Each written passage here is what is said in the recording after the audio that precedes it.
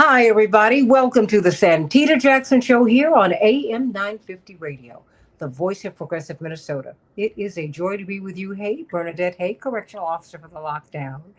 Sending you, is that Robert Williams? Shalom to you, my dear brother. Sending you all so much love. I need you to please like and share this show. Like and share this show. Subscribe to the Santita Jackson Show YouTube channel. Meet me on Blue Sky at Santita Jackson.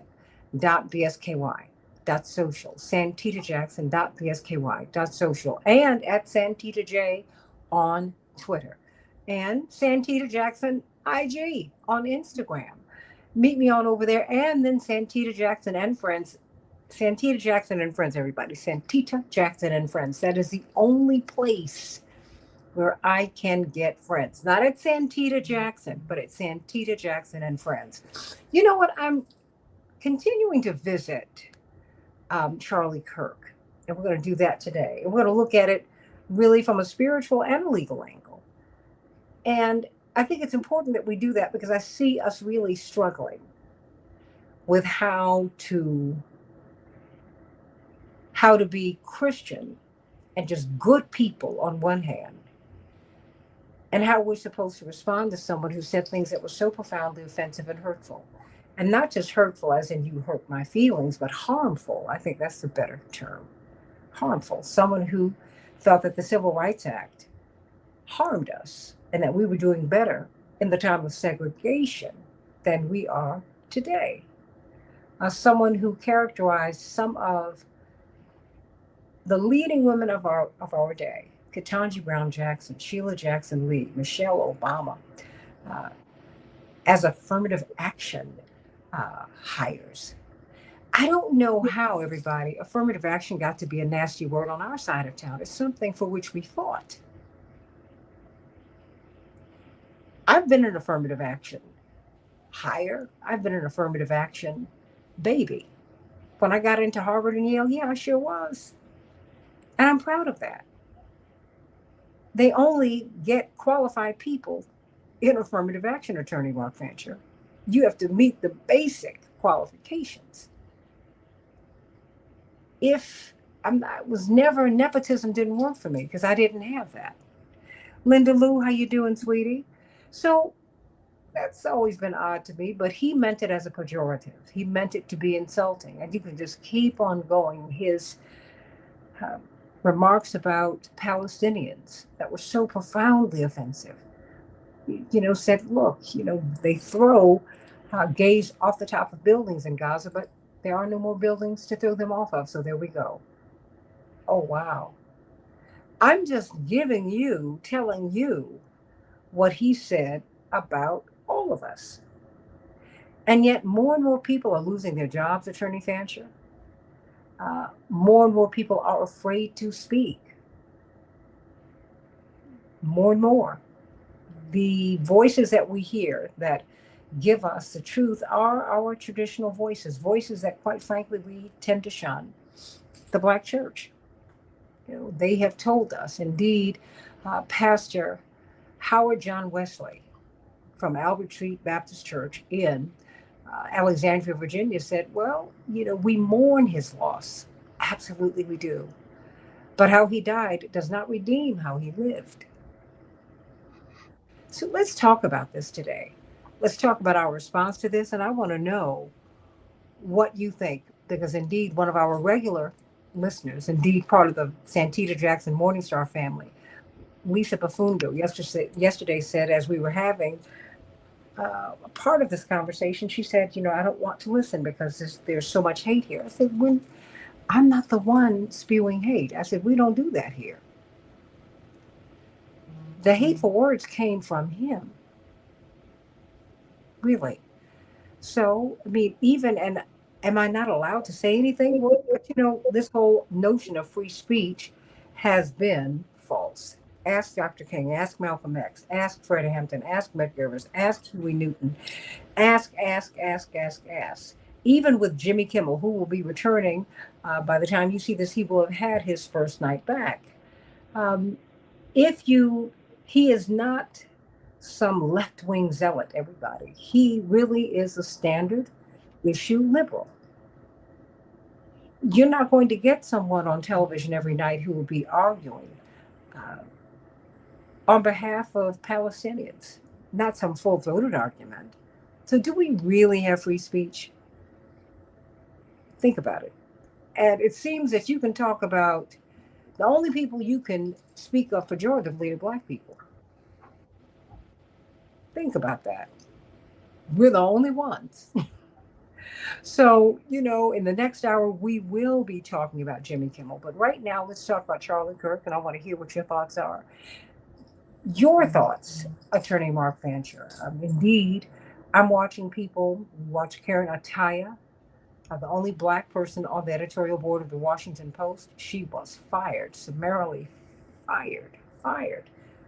She expressed appropriate grief. Certainly, she accorded him and his family the proper grief. I mean, that's the appropriate response. And then she said, but I've got to consider his record, what he has said, what he has done, what he was working toward. And so while I feel sad for his passing, there's some things that he did I think that we need to look at. But everyone is trying, certainly the corporate media and the culture are trying to push that to the side. Attorney Mark Fancher, welcome to the show. As always, granted, it's wonderful to hear your voice, to be with you today. Oh, it's always my pleasure and honor to be here. Well, you talk to me because I just saw that just came across my timeline that Charlie Kirk's widow is going to start suing people for media smears. Wow. So that's going to put her at odds with one of his closest associates, certainly Candace Owens and Tucker Carlson, who spoke at his EPUSA conference just this summer.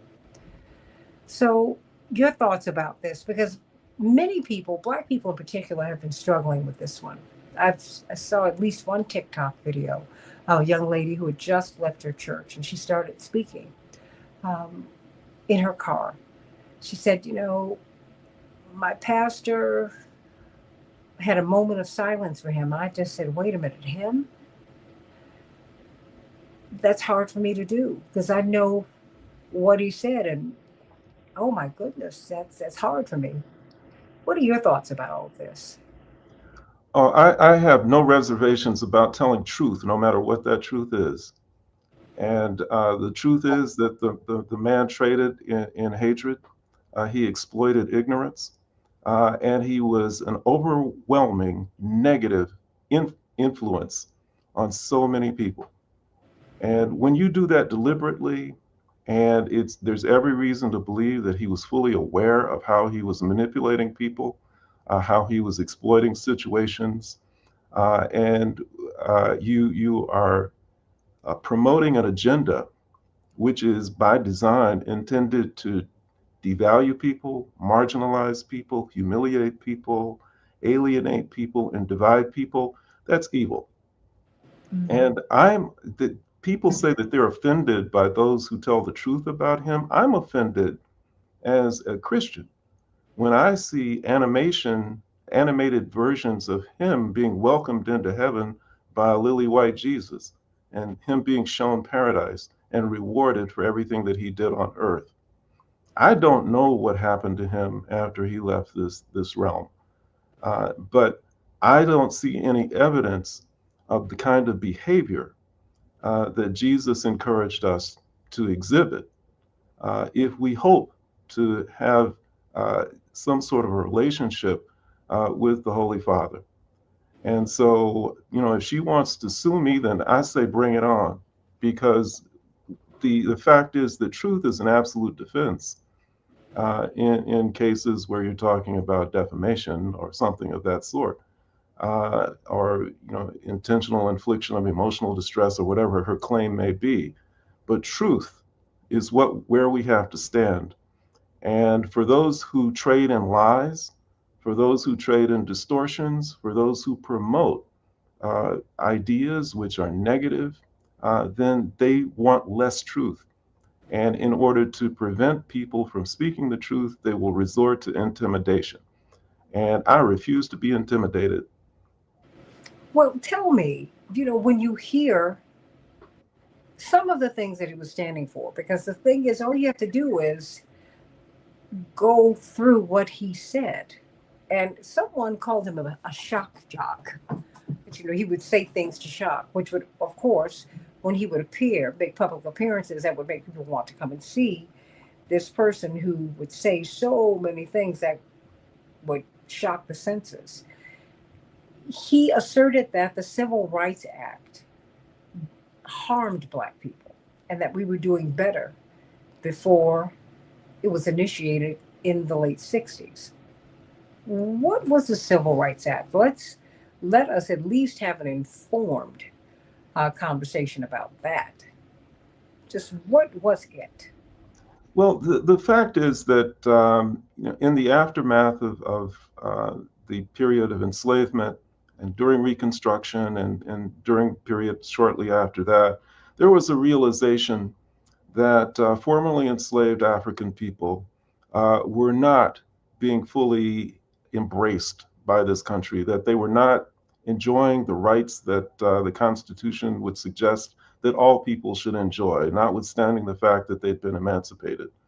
And the Constitution itself was amended. The 13th, the 14th, and the 15th Amendments were intended to set things right. And what they found is that even with those amendments, which made slavery unlawful, which granted citizenship, which granted the franchise, even with those kinds of things in the Constitution, as a practical matter, things were still not working out for Black people. They still were being denied the opportunity to vote. They were still subject to Jim Crow society. They were still being discriminated against. And so the Civil Rights Act tried to address many of these kinds of problems in a very comprehensive kind of a way.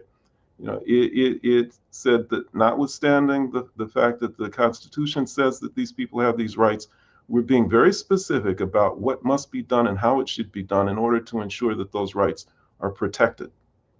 And in the absence of that, what the experience had been for Black people in this country is segregation. Uh, we hear about Rosa Parks having to refuse to get up because she was defying segregation.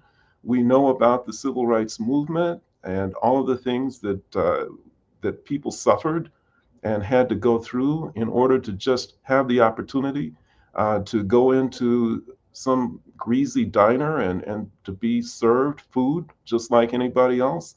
The opportunity to go to schools where they should have been welcomed and should have had the opportunity to go to school. The opportunity to have facilities at the schools where they were that were up to par. The fact that they could assume that if there were an attempt to attack them or to lynch them, that at least the law would come to their assistance.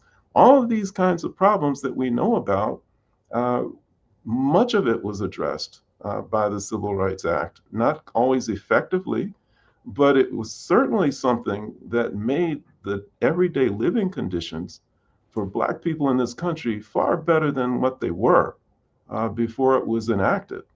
I mean, it at least gave opportunities for people to have a basis for fighting and for resisting whenever they encountered discrimination, whenever they encountered abuse, whenever they encountered exploitation. And so for this man to come and to say that somehow we were better off uh, when before this legislation, uh, I acknowledge that he was a very intelligent man. I'll give him that. And knowing that he was intelligent, I know that he was smart enough to know that what he was saying was untrue. But what he was doing was appealing to the lowest, and most base instincts and impulses of the people that he spoke to. He promoted and reaffirmed stereotypes and ideas that had been discredited, and did so knowingly, so that he was able to promote an agenda that he felt to be one that was useful and helpful to him and to people that he ran with. Well, many now, as they're, I'd say, reframing him, compare him to Dr. King, Reverend Dr. Martin Luther King, um, someone that he declared was an awful person. And I guess it became so uncomfortable for him that his organization had to come out and say, well, he didn't really feel that way about him, but he did say, I said, wait, you can't have it both ways now because you were able to do that in life. So, what about these comparisons to Reverend Dr. Martin Luther King post mortem? What do you make of that? I mean, how does that settle with you? Yeah. The fact is that as bad as people are, as much as we sin, as much as we do, which is wicked and evil, just talking about everybody, not just Charlie Kirk. We all sin. We all do things that are bad. There are precious few of us who do those kinds of things with the purpose of doing something bad. I mean, if you're going to come before people and you're going to try and encourage them to do something that's wrong or to do something that's evil, the only way that you're going to have your ideas to resonate, the only way that you're going to get people to listen to you and to possibly follow you is if you can persuade them that what you're encouraging them to do is good. If you can come up with a rationale for doing it that sits well with their conscience, then maybe they'll follow you. In during the period of enslavement, they frequently would justify it by saying, well, the Africans are backwards people, they're barbaric people, they're uncivilized, they're heathens, and so by enslaving them, we're doing God's work because we're bringing them into close association with good Christian society. We're helping to teach them how to live well, how to live in a civilized way. Their children, even though they're of age, they still have a childlike mentality. They're ignorant, they're this, they're that, and so we're doing them a favor. And so that causes people to be able to say, oh, okay, well then maybe this isn't such a bad thing to do after all, enslaving someone. And in the same way, uh, when you're going to try and venerate someone like Charlie Kirk, then given his record, given the kinds of things that he said, given the kinds of things that he did, it's difficult to bring those out and to say, these are the reasons that we want to celebrate this man. We want to celebrate him because he said that Black women don't have the mental capacity to perform well in high level professional positions. We want to celebrate him because when he gets on a plane and he sees a Black pilot, then he gets scared because he's certain that they're incompetent. Or if he's going to be operated on, that he becomes frightened if he finds out that the surgeon is Black. You can't use those things as a basis for saying that we want to celebrate this man, which is why they want to shut everybody up and make sure that nobody talks about those things so that nobody remembers that that's what he was all about. But what you do instead is you say, well, he was very much like Dr. Martin Luther King, who is universally celebrated as someone who walked the walk when it came to being a good person, for being a Christian person. Let me just go through some of his quotes because I think it's important to let's not talk around him. Let's hear what he said, referencing what you just said about Michelle Obama, Sheila Jackson Lee. He said, if we would have said that Joy Reid and Michelle Obama and Sheila Jackson Lee and Ketanji Brown Jackson were affirmative action picks, we would have been called racists. Now they're coming out and they're saying it for us. You do not have the brain processing power to otherwise be taken really seriously. You had to go steal a white person's slot to go be taken somewhat seriously. Now, mind you, this is someone who was rejected by West Point. And I think, as a nationally recognized scholar, first of all, getting into West Point is that you don't apply for West Point. West Point comes to you. And then you go through the application process, right? And so it's amazing to me that he would say that and we're being shut down to even point that out. Mark Fancher. Well, yeah, and it's there's so much in that one statement. I mean, there are Right. layers of things there What that do you hear? that imply so much. I mean, because at the bottom, what what it says so clearly, and what it demonstrates so clearly, is the very foundation of what this country is about, which is based on white supremacy and white privilege, and that it is a given, an absolute established fact in the mind of many white people who've been trained to think this way, that number one, white people are inherently superior to everybody else, that that's just a given.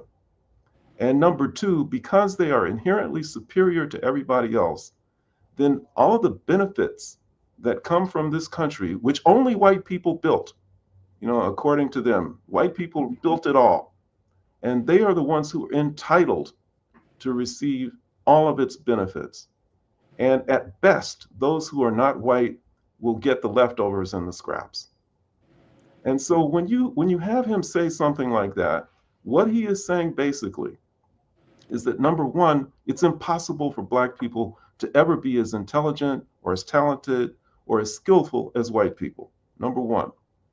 And that the only way that they can find their way into circles of privilege or into institutions which are prestigious is if somebody overlooks their deficiencies and says that they are going to come into the university or come into this professional job, that they have to overlook the deficiencies first.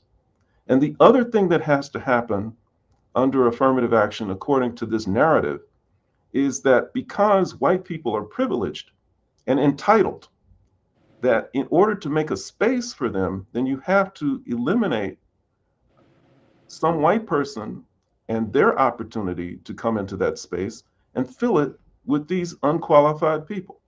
Now, that's the narrative that if you ask many, many white people, they will say that that's absolutely what happens. When the truth is exactly the opposite. The fact is that affirmative action came about because these institutions, these employers were going out of their way to exclude people of color, no matter how talented they were, no matter how much they brought in the way of skill and intelligence.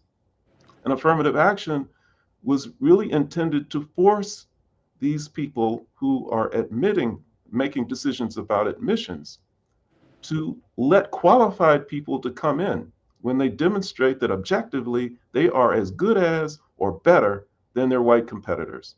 Stay right there. What does it mean when he believes that some black person is taking a white person's slot? Because he doesn't flip it and say some underqualified white person has taken some overqualified or qualified black person's slot. I mean, we all know, having gone to school, that it's not just test scores or grades or anything that get you in. You know, when they are judging fairly, there are lots of factors that go um, into deciding who you are going to admit to a school. Um, so help me with that one because I need to understand the thinking because the thinking is much more common uh, than I think that we know.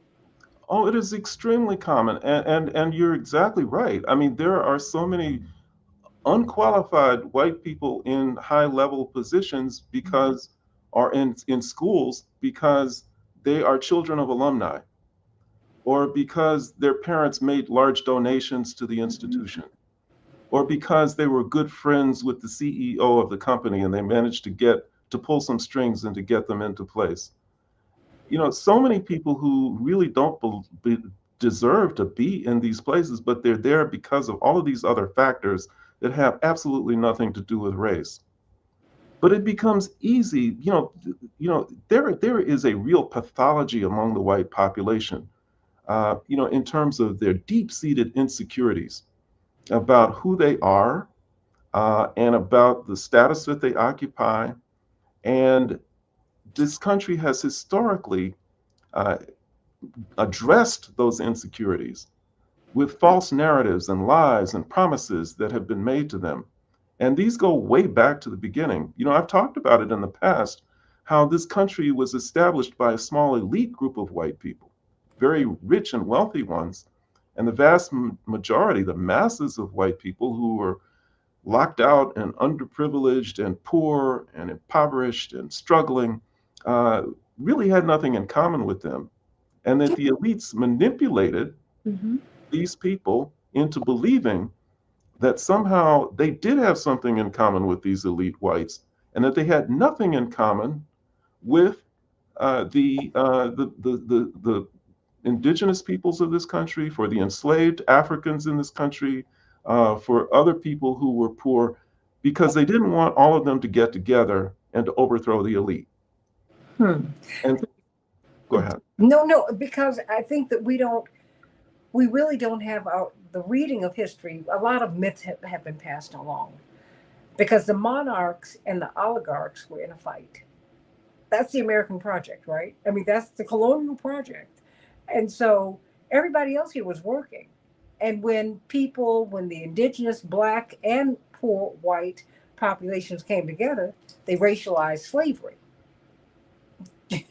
and they said, there are more of them than there are of us. So let white people feel special.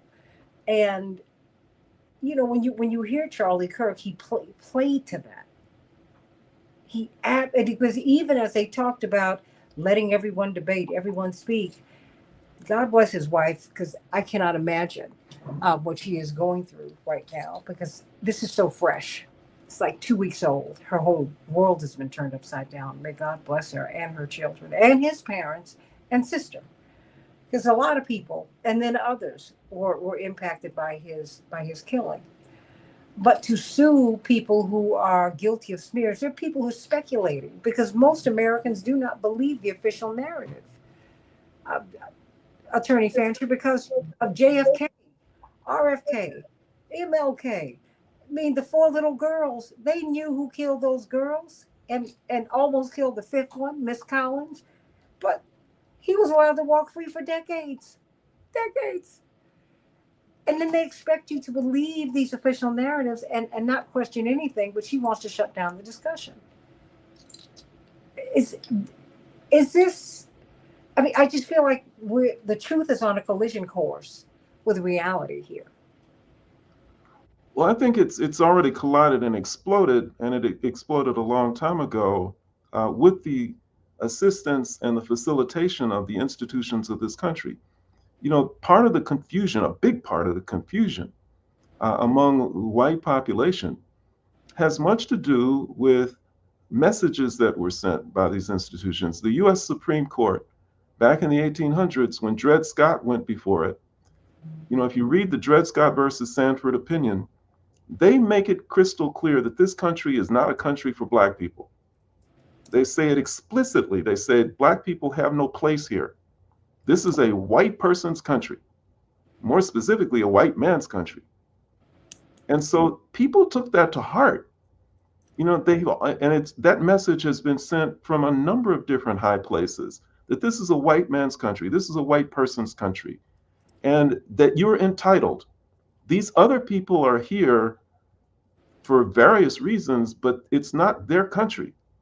So that narrative has been reinforced many times by people like Charlie Kirk, who cause people to believe that anybody who is a person of color who achieves something has done so at the expense of a good white person. And that feeds the hostility. And when you know that that's what you're doing, you're doing something wrong. What about this? He said there is no separation of church and state. It's a fabrication, it's a fiction. It's not in the Constitution, it's made up by secular humanists. What is the point of separating church and state? I just need you to help me understand this legally, what the thinking was in separating church and state. Yeah, I have no idea where he got that. I mean, the Establishment Clause is pretty clear, and the origins of it have much to do with what happened in England. In England, there was complicity between the religious institutions and government, so that very often they were able to coerce or force people to comply with what was the recognized religion, or to punish people based on their violation of certain religious guidelines through the instrumentality of the government. And so when they were setting up the U.S., they said, well, we don't want to repeat that experience. All right, and so that's why they put that into the First Amendment. But why he said that, I really don't understand, and I'm not sure where he was going with that. Yeah, but no one has ever really called him out on it. And that to me is what is so stunning. That, when you read, that's why I wanted to read what he said. I'm like, wait a minute, before you all get upset with me, he said, if I see a black pilot, I'm going to be like, boy, I hope he's qualified.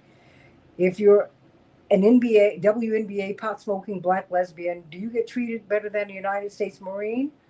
Happening all the time in urban America. Prowling blacks go around for fun to go target white people. That's a fact. It's happening more and more. What is he talking about? Yeah, I mean, it's absurd. I mean, because for so many reasons, black people don't go around shooting white people. Can you imagine? No, I mean, black people are many things, but stupid is not one of them. no death wishes here because And, we and wouldn't survive. Jeez. I don't think that thought even. I mean, whenever the sad thing is that when many black people get the urge to kill somebody, they go next door and kill Leon. I mean, they're not gonna go looking for white people to kill. I don't. I mean, that's why I say, you're just trading in lies, for purposes of manipulating emotions, trying to reaffirm mythology and stereotypes, and ultimately hatred and division. And that's not something that's worth celebrating. But he steered clear of white people and whiteness. You see his targets were LGBTQ plus community, black people, black women, black men. Um, he steered clear of white people. He didn't touch them. Why do you think that was? I think he was playing to them. I mean, the message that many white people are hungry for, thirsty for, those who are uninformed. I don't want to paint with too broad a brush, Mm-hmm. but many of them live in unnecessary fear. They are desperately afraid. They are afraid of the things that they see, which is diminishing opportunities for them and for other white people in their socioeconomic categories. They see a growing population of brown and black people, and demographic projections that at some point white people are going to become a minority. And it terrifies them. It really scares them because they don't really understand why that's happening and what the implications of that are. They don't understand that their diminishing opportunities are the product not of increased black and brown presence in this country, but of decisions that were made by corporate executives to offshore jobs, to shut down industries, to make healthcare unaffordable, prescriptions unaffordable, all of these things. These are corporate decisions, have nothing to do with brown and black people. Their belief is that if white people become a minority, then they begin to project onto these people of color what they think they would feel if the tables were turned. They begin to believe that, if I were in their situation, if my ancestors had been enslaved, if I had had to go through all that persecution and exclusion and discrimination, then the first opportunity I would get, I would come after white people with a vengeance, to try and get even with them. They believe this kind of thing. And so they're afraid of that. They think that that's what we're going to do if we begin to outnumber them. And so all of these fears drive so much of the mania that surrounds MAGA, and surrounds the fierce loyalty that many of them have for the racial agenda of Donald Trump and Kirk and all of these people, because ultimately what they want to do is they want to avoid the danger of a black and brown country. Well, And so, he talked about the great replacement strategy, and I quote, "It is well underway every single day in our southern border. It is a strategy to replace white rural America with something different." Is he aware? Was he aware that Texas is not 200 years old, right? The West isn't 200 years old. The people who we're seeing are really they're indigenous to the Americas. They speak Spanish. That's really it. But he can, what is I think unsettling is that even when as you lay out his thoughts, his thinking, you don't have the space to do that, Mark. I mean, these are I've not speculated about what he said. I've been reading things to you that he has said. Um, and yet people are losing their jobs. So I mean, what does that say about where we are right now? Because that you've got ICE on the streets. So I mean, so it's and they're masked, not in California, but they sure are here in Chicago and all around the country. So it's like we're it's almost as if we're being it's some kind of social engineering where everything's being shut down. Be careful what you say because I've had more people, so many people, everybody, so many people would not touch this show today. I mean, and I had a very, very close friend who said, look, I just don't want to touch this right now. I'm trying to process a lot of things. I said, okay. I was trying to get off the phone because I was trying to get, you know, guests. I can talk to Mark all by myself because I like that. And you're so brilliant. I want to hear what you've got to say. But between the police on the streets who are just getting people, they can get you, they can get me. And not feel people really being feeling that they can't really say anything. And that's even in the church. I mean, I know we've always had people in the black church in particular, because the black church was born to protest everyone. Black people decided, thank you, Richard Allen, with the African Methodist Episcopal Church, they said, we are not going to sit in segregated pews. We just won't do it. We're going to come up with our own church. That's what we do, the AMEs. And we forever grateful to them for that. But I mean, I just feel like there's a chill settling over the country once again. Now, I don't think we ever really had free speech. We can look at our martyrs and see that. But something else is going on here, Mark. What do you think it is? Or do you think I'm mistaken? no, I think you're right on target, and it's all part of a scam, which I think he was part of. The fear that I was just discussing has to be maintained. And I think that there are cynical people like Donald Trump and others who want to take advantage of that fear to exploit it for their own benefit. I mean, he sells everything to all of these poor souls. And I'm not on some level. I have a great deal of sympathy for all of these confused sheep. These poor white people who wear red MAGA hats and things like that are dreadfully ignorant, and they're terribly misled, and they pour out their pennies and their nickels and their dimes and feed them to these people who are exploiting them and confusing them.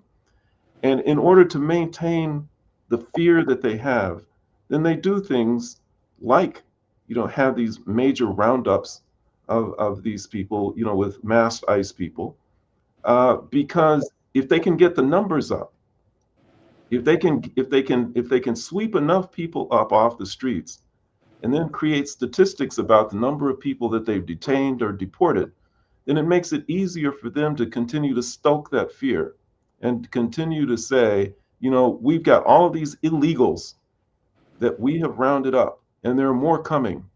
If you want to keep this movement going, continue to send us your dollars, continue to support us, continue to vote for us, continue to keep us in office. You know, how much money did Charlie Kirk make off of that kind of fear? By trying to stoke the fears and the confusion of all of these people. And the one thing that Donald Trump himself fears, I believe, is that these people will one day wake up, because he knows the fury and the militancy and the capacity that these people have to wreak havoc. He saw it on January 6th. And if ever they come to the conclusion that, we've been had, that we've been lied to, we've been manipulated, we've been exploited, who did this to us? Donald Trump, let's go get him. And I think that that's his worst fear, his worst nightmare and worst fantasy. And I really honestly believe that that's a big reason why he wanted to send the National Guard into all of these cities. It really wasn't necessarily to control Black communities. I think it was really more just to have these people in place in case white people wake up and decide one day that they want to come get him. The Pentagon memo said that, that they're expecting social unrest to accompany the economic devastation that is beginning to approach us all. We know that the big, beautiful bill, it is supposed to, the most profound impact we're supposed to feel after the midterms in 2026. But I've read several articles in which they asserted, no, we're going to start feeling them now. You're beginning to see your health insurance costs rise precipitously. No one has seen a drop in food prices, not yet. Housing is affordable housing is increasingly just something that's not happening. And in fact, they're taking it off the books. This administration what are they trying to do, Attorney Fancher? Yeah, I mean, it's not looking ahead to what tomorrow will bring. It's living for the moment and exploiting it for all of its worth, to squeeze out what they can squeeze out for themselves, and to keep rolling. And but tomorrow does come, and I think that there's going to be a great reckoning. One day everything that's in the Epstein files will come to light. People will get sick of paying these high prices. They're going to start looking for who's really responsible for all of this. And, on that day, I would not want to be Donald Trump. Well, or Elon Musk or any of these people, because it seems to me that they are really driving this. It's the young people. I think that is what is so disconcerting. You've got so many young people. He was 31. I don't think Stephen Miller is 40. When you look at our own vice president, did he just turn 40? He's got a whole new generation of like-minded people who believe that Black people have gotten too much, that we've been coddled, and that we don't deserve to have any more, that, we don't need DEI, we don't need affirmative action. You're taking from white people. That's the subtext to all of this. You don't contribute anything to the country. And we can just keep on going. And I'm wondering if we're really aware of what is going on, Mark. I mean, what laws do you think will be stricken from the books? Well, I don't know if there are any particular ones. I do think that this demographic issue is a significant one. Why? In that demographic is really vital for them to continue their program, because they're young, they're energetic, they're not at a point in life where they have responsibilities, and if they correctly identify the cause of their circumstances, then they're more dangerous than anybody else. And they are in the most precarious position. The job market is horrible right now for young people who are trying to establish themselves. Their opportunities, are very limited. Their prospects for living the kinds of lives that they probably dreamed of are very small. And if somebody's going to be blamed for it, if you're one of these demagogues like Trump or any of his those of his ilk, you better make sure that they don't blame you. And so it's important for you to double down on this racial narrative and to make sure that you've got scapegoats that are available and ready for these young people to blame for their misery. And so you got to push that message really, really hard among the young. Make sure that they really buy into that, into this racism thing. It's really important for that group. And Kirk played a vital role in that campaign. While all of this is happening at the same time, you've seen a profound shift in the narrative in the Middle East with young white people on the right and the left. Um, how do you think that will impact the big picture, or will it have no effect at all? Well, I think that we can hope that the number of people who have been susceptible to the racial campaign that's being carried out among the young is relatively small. I do think that there are a huge number of young people who are very conscious and very aware. They're educated. They have access to information directly, by way of technology and the internet and other things that in previous generations people didn't have access to. And I think they understand. I think that there's a huge number of them who really do get it.